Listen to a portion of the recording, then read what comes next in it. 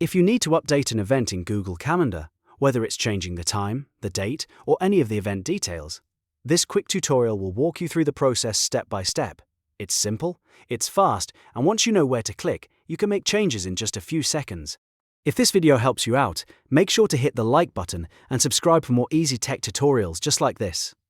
Alright, let's jump into it. First, open Google Calendar in your browser or app and make sure you're signed into the correct Google account. Once your calendar loads, look for the event you want to update. You can find it by scrolling through your calendar, using the search bar, or switching to the correct day, week, or month view. When you see the event, click on it once to open the event details.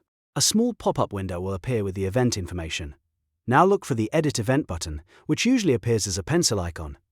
Click that pencil icon to open the full editing screen. This is where you can change all the important details of the event.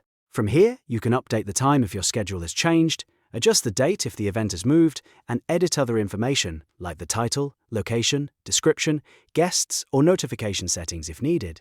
Take your time and make sure everything is correct before saving. If you're editing a meeting, appointment, or reminder, this is also the best place to make sure the calendar entry still matches your plans. Once you've made your changes, go to the top of the screen and click Save. Google Calendar will then update the event with your new details. If the event includes guests, you may also be asked whether you want to send update notifications. In most cases, this is a good idea so everyone stays informed about the changes. After you save, the event is officially updated, and your calendar will reflect the new information right away. And that's how to update an event in Google Calendar. It's a really useful skill for staying organized, keeping your schedule accurate, and making sure nothing slips through the cracks. If this tutorial helped, please like the video, subscribe to the channel, and turn on notifications so you don't miss the next helpful guide.